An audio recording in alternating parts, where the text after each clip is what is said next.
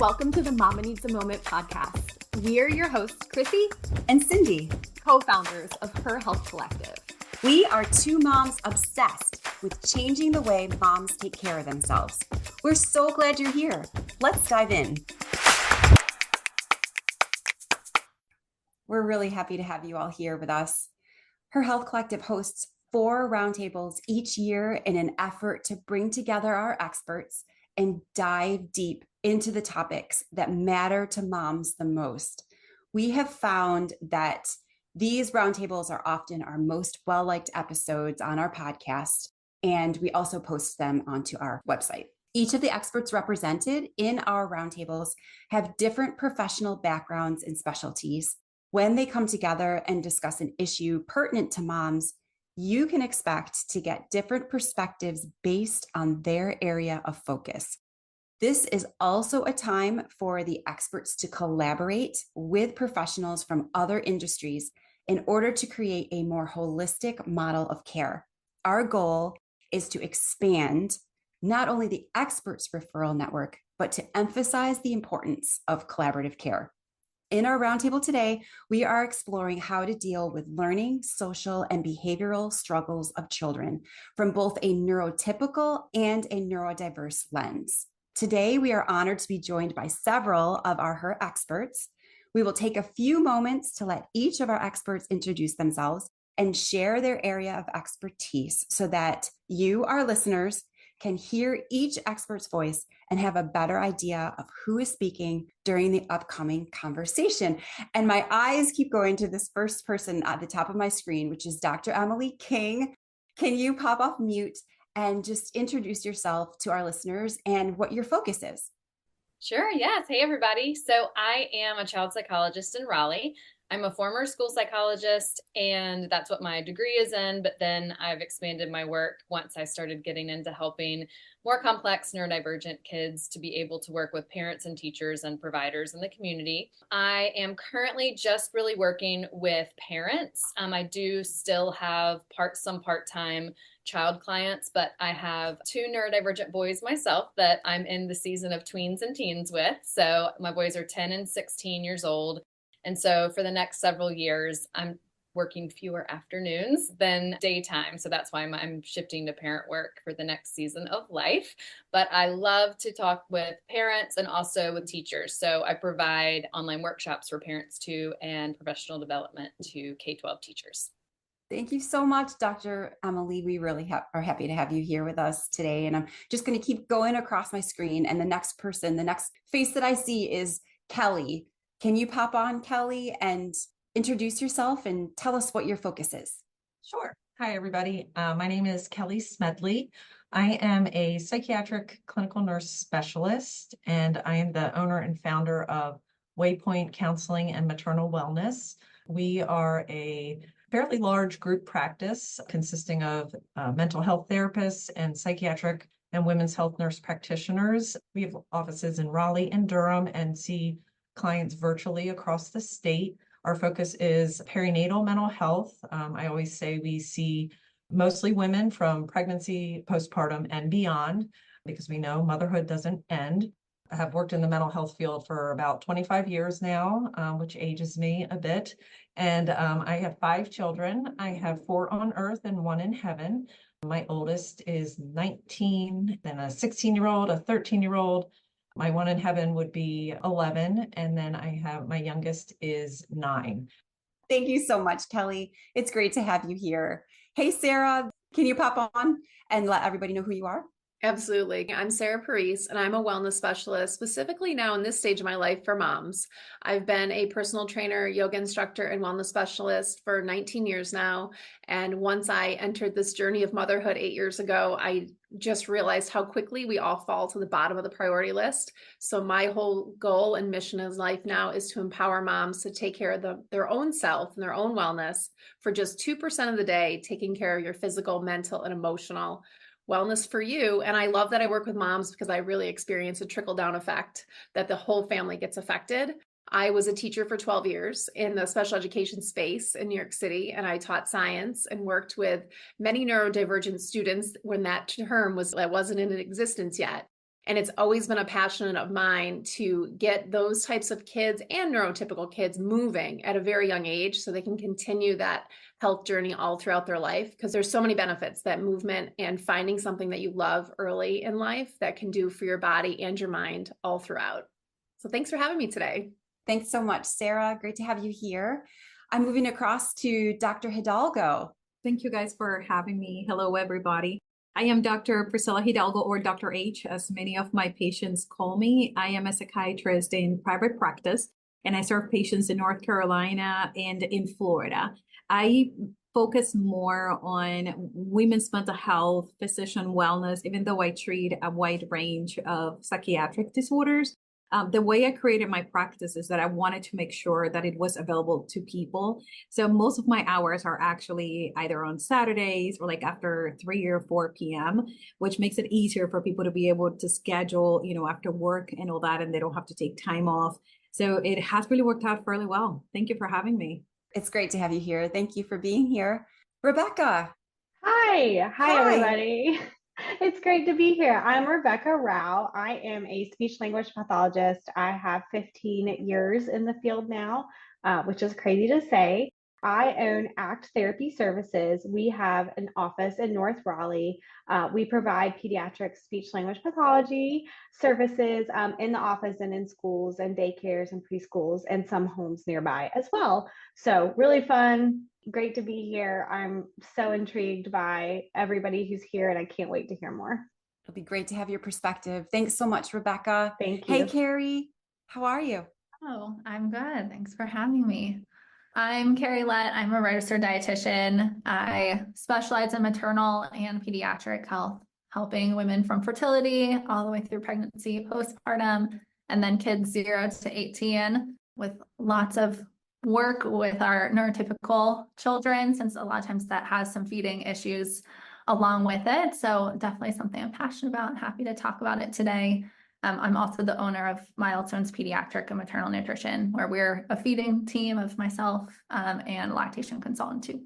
Thank you so much, Carrie. Thank you so much, everybody. I know that this is going to be an amazing conversation. We have some true experts here on the call and from such a variety of different perspectives. So I'm excited to dive into the conversation. On that note, I'm going to dive right in because we have so much to talk about today. One of the paradoxes of parenthood is when we hold a certain view of our child. And I'm sure most of us have experienced this. We have a certain view of our child, and then we hear something entirely different from another individual in our child's life, typically someone that spends a lot of time with them, perhaps a caregiver or a teacher, most likely. Dr. King, I'm going to direct this question to you at first, and then we'd love to hear from everybody else too, if you have something to contribute to this question. Dr. King, what are some tips for collaborating with a child's teacher when their behavior at school differs from what we are seeing at home? Yeah, so this happens all the time with neurodivergent kids. It happens with, neurotypical kids as well. But the reason I think we see it more with autistic children or children with ADHD or children with anxiety or learning disabilities is that the time of day and their best stamina and effort can really vary. And so the first thing to think about when you are seeing something different or hearing about something different from school and home is to believe it, right? So I think we all have this feeling of really? My kid does that at school? What's wrong with me? Why can't I get them to do this at home? So don't take it personally. Just believe that circumstances are different at school than at home. They just are. Classrooms are so structured. They're so predictable. Homes are not. We're all tired when we're at home or things are less structured. We often see our kids at a busy part of day or a tired part of day, or on the weekends, a less structured part of day. So just at baseline, if your kid needs structure and they're doing better at school than they're doing at home, often that's to explain. But start with just believing it and then stay curious and start collaborating on why. Because if something is better in one of the settings, I always say, let's figure out what's working and expand it to the other place, as opposed to what our go-to is what's broken in one of these places and how do we fix that? But if something's working at school, like your child doesn't lose their belongings at school, or your child transitions just fine throughout the school day, but you can't get them to transition at home. Something is working, and talk to your child's teacher or coach or therapist or whoever it is that it's happening and figure out why maybe it's working and start to problem solve. A few of the things that usually happen, a few of the patterns I see is time of day. So children leave it all in the field at school and they are spent when they get home and have no more gas left in the tank for homework or for chores or any of those things. And some other things to think about that aren't just time of day are just body needs ebbing and flowing anyway. So are they tired? Are they constipated? Are they getting an ear infection? Like things that we can't see with our eyes. Like obviously if our kid has a skinned knee, it's obvious that we're like, that we assume their stamina is lower that day because they're having feelings, but they could have something internal going on. And often children with, any type of language delay or any type of emotional regulation difficulty may have difficulty communicating that. And this is where my work completely overlaps with SLPs and OTs, where we have to really figure out when is this child able to regulate and communicate, and how can we make that more consistent across their day. Dr. Emily, as a former teacher, when I think of this question, I actually think of it completely in the opposite direction at first, where a child at home, a parent sees their child as this wonderful, all our kids are wonderful, right? Too. But then at school, there's a certain behavior and a parent does not believe it. Like, my child would never do this. Do you have any advice in that scenario where the behavior at school is less of what we want to see? Right. So the opposite can be true too. And that means that something is more optimal at home for that child's nervous system than at school. And it could be that there's academic stress going on at school that's not at home. So the first thing I would want to know is talking to the educator about, when do you see it? Is it a certain person? Is it a certain time of day? Is it a peer? What is the trigger? We're always trying to figure this out as educators and school psychologists and administrators, like what's the pattern? And then it may make sense when we talk to the parent who may say, yeah, they are spent at the end of the day. I don't put many demands on them. We just go with the flow because they're kind of recovering from the day. So it would make sense that we see less, we would call behavior, because that's just the emotional dysregulation of them being overwhelmed. And so we just need to get curious about, again, believe it and believe that like something is stressing your child at school. It's not that that teacher is making it up. It could be that that teacher doesn't have the skills yet to support your child. So that's when we need to get together and collaborate about what you feel like could work to help support your child better if that's happening at school. But we have this barrier sometimes of, if I don't even believe it, we can't get to the collaboration part. Yeah. Absolutely. Thank you. Would any of our other experts like to pop in with some insights on this topic? I'd like to share just from a personal experience with my younger one. My younger one's now 5. And when she started preschool 2 years ago, we never had any issues of violence or like even towards her sister, which people find strange at that same sentence. But when she went to school, she was hitting. And like the second week of school, her teacher called us in and was like, she's having a really hard time when someone wants something that she has or wants her to do something that she doesn't want to. Her instinct is to hit. Does this happen at home? And I was like, are you my daughter's Karina. Like she doesn't hit. She's never been one to hit or bite or anything. And she's like, yeah, it's a real issue. And we were kind of hoping it would just like be the first few days, just them adjusting, her going back into society after COVID, not being around other kids and everything. So we worked together with kind of like a very modified like behavioral plan at home. So I had her sister kind of try to trigger her on things to just because they're used to playing together. No, we couldn't even get it out of her at home. And then finally it came out one day that she has a lot of anxiety and she wasn't really liking being at school. Obviously, she didn't use those words. She was telling me that her tummy was feeling funny when she was going in and she wasn't comfortable in the situation that she was in. That's something I did not see coming. Kids in the neighborhood, her sister, she loves playing. She loves being active. To never have seen the behavior and then have a teacher tell you, you can understand why people were like, I was a teacher for 12 years when I told parents something. And if I had one that was like, absolutely not. And I'm like, really? Are we going to have this conversation? And then I found myself on the other side and I was like, it was shocking, but I'm glad I kept an open mind and was like, well, what can we do? Like, this isn't happening at home. This isn't happening in our neighborhood. What can we do in school? And she was anxious, and it happened more so in the beginning of the day. So we started doing like a monster meditation before going to school and doing some breath work and doing some, just so she was calmer going in, and what a difference it made. And her teachers were amazing going through it. So coming from a parent who's been that side of things, like my Karina, I think that's a great point, Emily, to just like step one, believe it, and then kind of move forward on what you can do to better the behavior. Thank you so much for sharing that, Sarah. I think that's a really accurate, especially if you wear a teacher hat and a parent hat. You kind of have this mindset shift when you become a parent. To our Patreon supporters, thank you. We appreciate you so much. Our goal has always been for moms to know they're not alone in the tough and challenging phases of motherhood. We know Mama Needs a Moment provides this to our listeners.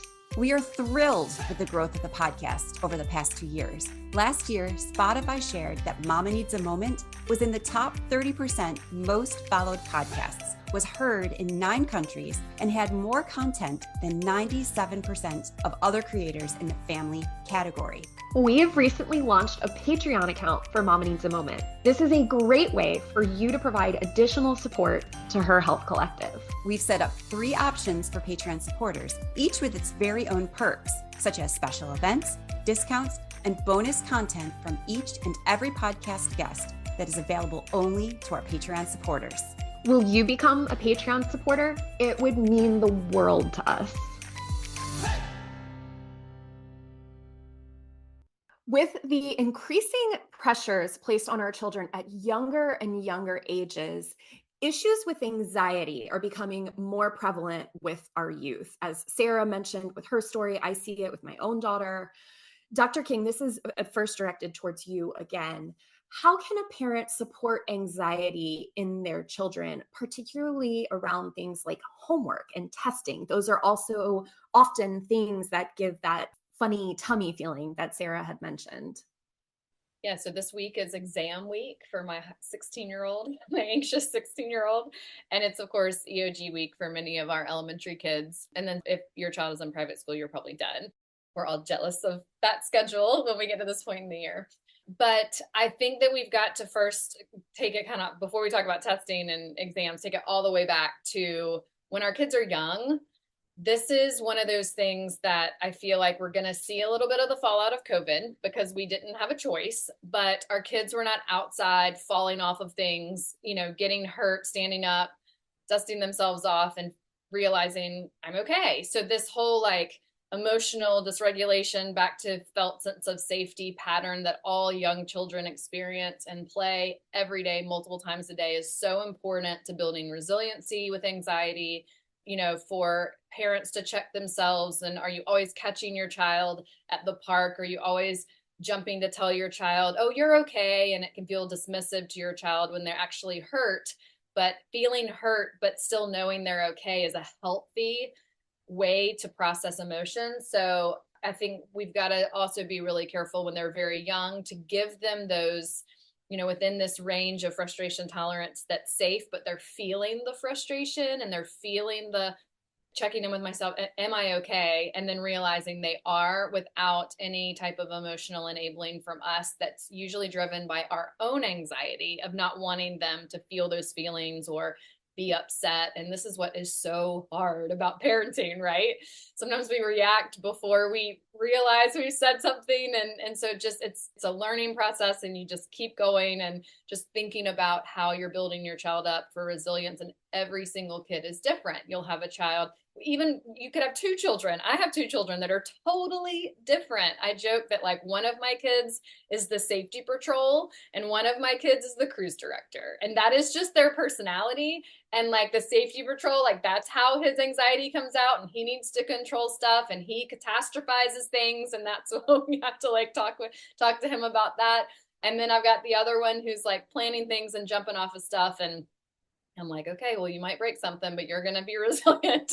So thinking about your child's personality, that kind of all leads up to when we get into schooling, kids will have that foundation of frustration tolerance, but some neurodivergent kids don't, because If they're an autistic child, they may have not had as many play experiences where we get so many of those natural anxious, resistance moments. And then if a child has ADHD, this is where it's tricky because they usually have a pretty tough rebound of resilience, but at the same time, they get reprimanded a lot because we're all scared our ADHD kids are going to jump off of something and break it or break themselves. So usually, I can't remember the statistic, but ADHD kids get reprimanded and corrected much more than neurotypical kids.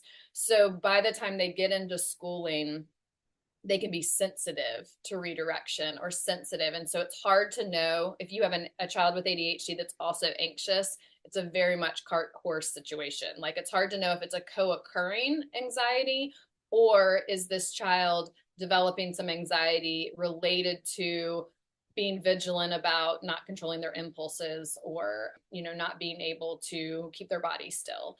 So when we think about homework and we think about testing, these things are very cognitive activities, right? Like, kids are not feeling this in their body, which is where they're feeling their anxiety. So when we think about kids being ready for homework, every school is different right now. We've got lots of homework variability going on, which I think is good.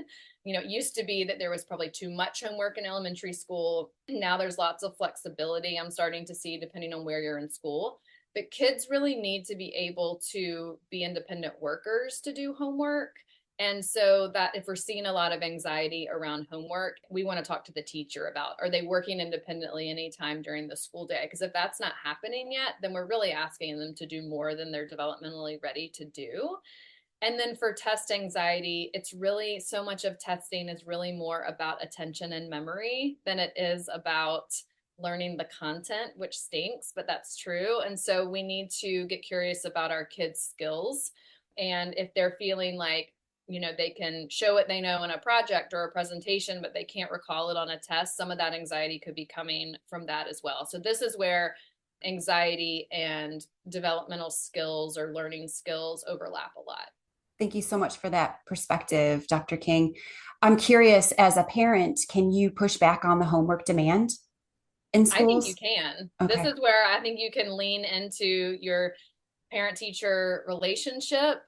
This is one of those things where a child might be working independently at school, and then it is a hot mess in the afternoon or at home, and 4:30 is just not their time of day, or whatever time you're trying to do it. So making sure the teacher knows that, and then getting to the bottom of, like, is this something that's worth it? Asking the teacher, like, does this child really need to practice this again? Or can we wait until they have more stamina throughout the afternoon? And I think the research, the last time I checked in on the homework research, elementary, it doesn't even really support the effects of homework. Once you get into 9th grade, we start to see some benefit to studying, but over 2 hours a night, there was a loss of benefit because kids got tired.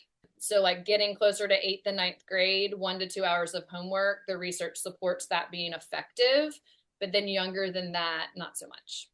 We're always getting new research on this, but yes, I think we can push back. Very useful information. The physical health of our children is crucial to their success in the classroom as well as their emotional and mental health. Carrie, I'd like to direct a question specifically to you at this point. How can we best support the well-being of our children from a health and nutrition perspective? So research shows that when kids eat regular balanced meals, including eating breakfast before school, then they do tend to do better in school. They have higher academic achievement. They tend to show up a little bit more. But we know that children with ADHD and neurodiverse children are more likely to be at risk for unhealthy eating habits, which makes sense because we know feeding your kids is hard, regardless of if they're neurotypical or if they're neurodivergent. But if you have a child that is neurodiverse, then they have extra challenges that can make it extra difficult. They can have higher sensory needs and make it harder to sit at the table, especially during lunchtime where they don't get a lot of time to sit there in general and they want to talk to their friends. They might have a harder time recognizing their hunger and satiety cues. They might be on medications that are decreasing their appetite. They might have executive functioning difficulties. They may be more likely to use food as a mechanism for emotional coping. So really, I feel like the best thing that parents can do is help kids have a healthy relationship with food and eat those balanced meals, and really encourage kids to eat a balanced breakfast before we go to school. If they're taking ADHD medications, like before we take our ADHD medications, so we can get something in our tummy before our appetite is suppressed. Pack a lunch that's like easy to open, because a lot of times, especially the elementary schoolers, have trouble like opening some of the packages. Make sure it can be consumed in that short lunch time frame. And it really is, again, if your kid has sensory or textural struggles, that it is things that they like and that they enjoy. And if they're having difficulty at meal times, then I feel like investigating the why. Like, is there not enough accepted foods on the plate? Is their sensory cup overflowing, or is it empty? Is there something in the environment that's bothering them? Well, there's so many things that can make mealtime extra difficult that we can manage as long as we know why it's hard. So definitely working to kind of figure out why they may be struggling with getting those meal times, and work with a professional if you need help to help manage that, so that they can, again, get those regular meals and snacks so they're nourished and ready to have a good school day, but also just getting everything they need to grow and thrive too. Something that I've noticed, I also have neurodiverse kiddos, and something I've noticed is they love their sugar. And even though we try to limit, I think it's that spike in dopamine that's helping them. Is that the right one, Dr. King? Dopamine, the hormone that is making them really happy. Yeah, I'd love to hear everyone's ideas on this, because I don't know, Dr. Priscilla or Dr. H, do we have research on this? I don't know. I just see so much craving for sugar in ADHD populations. And I think part of it, I feel like it's just like personality. And then there's just, yes, the dopamine. I don't know. What do you think, Dr. H? I am not sure about children, but one thing that we need to consider is that foods nowadays are made to be hyper palatable. So, and there is research about that, and how these ultra processed foods, they hit in your brain differently. And I think there is a level of, I don't want to say addiction, but adults can describe it as having a little bit of a high when they eat something that is hyper palatable like that. I know that for a while there was research about kids and sugar and how it affects their behavior, how they think, ADHD and all that. I'm not sure where that is nowadays, because I only see adults. But I wonder if there might be an element of that, since it is so ubiquitous, it's everywhere, the types of food, high sugary content kind of meals and liquids that our kids consume, that I do wonder there might be something about that. And, one of the main chemicals when it comes to the reward system is dopamine, which is also involved in being able to focus, managing mood and all that. So I think it would be reasonable to consider that also as a variable. Just anecdotally, I see this so much. It mainly comes in with ADHD children struggling to control their impulses around sugar, where families just can't even have certain things in the house.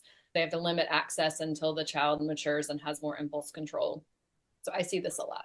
I'm curious, Carrie, and the rest of the experts as well, but when it comes to your kids and helping them to understand quote unquote healthy nutritional eating, and making it almost obsessive to them, or making it so that it's pushing them towards an eating disorder. How do we balance all of that so that we're not interrupting their intuitive eating, following healthy guidelines for pushing them to eat food that will give them ultimately the best nutritional value?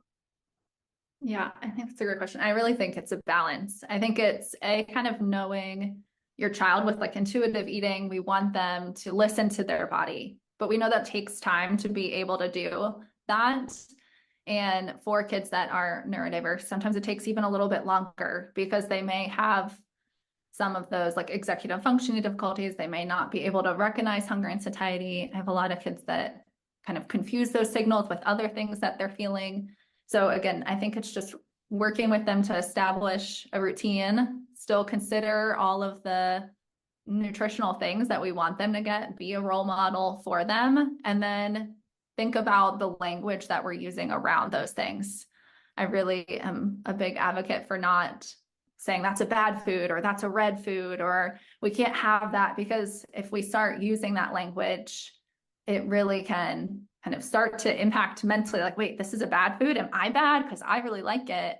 So if we can start kind of neutralizing how we're talking about food and have a conversation about it, and again, kind of model a good, healthy diet, but then also the balance in there. Like, I like candy, I like chocolate, like that's okay. We can have that sometimes and incorporate it in.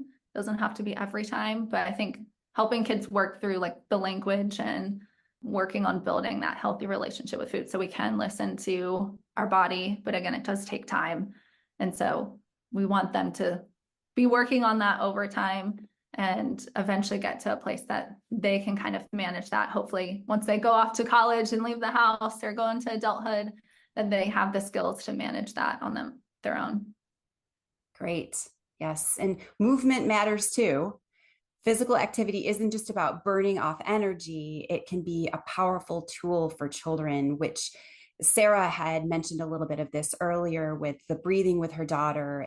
Exercise also helps improve focus, attention, and memory, benefiting all learners. It can also be a great outlet for managing emotions and reducing stress. Sarah, how does movement benefit our children? I mean, in all the ways it benefits us. So we think about the days that we move our bodies and we feel healthy and strong. That's doesn't matter your kid. Movement just brings that joy, can bring that mood boost. It's all about that dopamine. It's all about those feel-good chemicals that are in your body. It not only boosts your mood, but can improve your behavior and like your cognitive function. Like Dr. Emily was talking about with the testing, I think it's so important before we send our kids off to sit for 2 hours to do these EOGs, that we get them moving, that we get their brain functioning, and especially when it's first thing in the morning, so that that cognitive function is triggered. One of the biggest things I think that's overlooked with kids, especially in regards to movement and behavior, is this improving your emotional processing that exercise does for not only adults, but kids of all ages. So you can better recognize like how you're feeling. So when you have, doesn't matter, a neurotypical, neurodivergent child feeling a certain way, that exercise and moving your body in a joyful way can actually help you understand what you're feeling a little bit quicker, a little bit better, helps you accept it, and then gives you tools to deal with it. So incorporating this everyday movement with kids, I think, is so crucial. One of my biggest pet peeves in life is getting like phys ed every day, especially for our little ones, like getting them up and moving their bodies and having recess, because the benefits are exponential. And it doesn't have to be an hour here, an hour here. Just like I tell the moms I work with, it can be 5 minutes of stretches in the classroom, or just moving your body a little bit to kind of refocus and recenter can do the best in all bodies. And you don't even need to stand up and walk around to do it. There's plenty of things that you can do seated in your classroom for teachers that when I talk to, that they don't want the quote unquote chaos of having kids up and about all the time. There's plenty of things that you can attach. I've attached bands to kids' chairs before so they can move their leg and stretch and move during a lesson, and you wouldn't even know that they were doing it unless you're looking underneath their chair. So there's all these little things we could get them to do some movement to trigger all these things and these feel-good hormones, and to only help them. So especially when I talk to teachers, not just in the physical education sense, but in a regular classroom, that what can we do for our kids that do have trouble sitting still? And the expectation, I feel like every year, is increased of how long they sit for. I mean, that is like a way bigger problem that we can solve today, but there's so many things that individual teachers can allow and do and change things up. And maybe everyone gets a band that they can stretch and play with when they need to move. Maybe everyone does this. I find that that's the biggest pushback, that teachers are like, well, if he does it, then so-and-so is going to want to do it. And it's like becomes this thing. I got to tell you, after 12 years of teaching, I kind of sneak these things in here and there. Most kids don't notice. Most kids are so focused on what they're doing, they don't care what the person next to them is doing. So getting our kids moving throughout the school day, and not just in school, we're about to have them home for the summer, traditional parents that are in the room, getting them up and moving, and yourself moving in the morning, I think, is crucial to all of this, to all the behavior, to all the social emotional, and then obviously the physical benefits are very obvious when it comes to exercise and finding that joyful movement. And it can be hiking, it can be biking, it could be doing cosmic yoga while you're on a meeting in the kitchen. That was my life yesterday. Or my latest kids' favorite, my girls are 5 and 7. They love Kids Bop Dance on YouTube. So they have all these Kids Bop dance moves, and they're trying to learn them all. This is their new thing. We all did it yesterday for an hour. I cannot tell you the joy that it brought me and my kids, and the sweat that it produced. So finding creative ways to get your kids moving can definitely do a world of good. Oh, those suggestions were so helpful, because I've noticed as my kids have gotten older, now that I have an 11 and 14-year-old, they don't play like they used to. They don't just go outside and run around. And so it's become a little bit more sedentary, and they're not really athletic. They don't participate in a lot of sports and whatnot. So having some of those suggestions that you had mentioned is extremely helpful. And one of the things that I'm curious about is how to, with our older kiddos, to help them to realize the importance of movement without feeling that it's forced upon them. As well as some of the suggestions you made. How do we know as parents that we can basically encourage teachers to do that more in their classrooms? So there's a couple questions in there. Absolutely. I think especially with the teens and getting them moving, I think that's probably the harder population. Like my kids, I'm like, you want to go outside? And they're like, of course they want to go outside. But for the teens, one of the suggestions I give to my moms that have older kids is like, make it something they want to do. Like my kids are obsessed with ice cream. I don't see that obsession going away anytime soon. So instead of just like driving and getting ice cream, we'll go to a park that's kind of near ice cream, and we'll walk the mile to ice cream and get ice cream and walk back, and kind of turn it into an adventure. And a lot of my middle school kids, especially in New York, I'd be like, well, why don't we, you do this first, and then you kind of, not that you want to like reward yourself with it, but it's, you pair exercise and the treat, and it's more enticing it's more enticing for me too. I shouldn't say teens, but it's more enticing in general to kind of pair it with something that they want to do, or give them the choice. Like your kids are old enough. A lot of gyms will let them go and do classes if you're there. See if there's anything they're interested in doing. My cousin has an older teen who just got into Zumba. She's never been into sports in her life, never danced, never did anything. And she just invited her and said, would you like to come to Zumba with me this Sunday? And her teen was like, yeah, that sounds good. I'd love to make fun of you while you dance. That sounds like a great parent activity to do. So they went, and she loves it. And she's a heavier kid. She's been a very sedentary child in general. She's never found anything she loved. So I think finding that joy in the movement is the most important part, and there's something everyone can fall in love with, whether it's biking, hiking, just walking to ice cream if you need that little reward to get you out of there. But finding something they enjoy is probably the biggest thing. I just want to jump in and add, for anyone listening that has an autistic teenager who hates to be outside, the sensory is overwhelming, they're not athletic, but they have a special interest. So I've had some success with encouraging walk and talks with parents and teens, where the teen gets to just info dump and talk about their interest as much as they want on the walk with the parent, because many times teenagers who have a special interest in something can kind of wear us out with that topic, whatever it is, but it brings them so much joy if they're just allowed to pair walking and allowed to just talk the whole time. Sometimes that can get them going. So valuable. The nutrition and movement piece is so important. And I love the walk and talk. I think that's a great option for all kids, really, who doesn't want to spend some time with their parent and share information about their life and what they're interested in. So excellent suggestions. Thank you for sharing those. We've enjoyed hanging out with you today, friend. We hope you got to finally enjoy a hot cup of coffee as you listened. Make sure you follow us so you're the first to know when we drop a new episode. If you've enjoyed your time with us, let us know by leaving a review. We always love hearing from you. Until next time, stay true to you.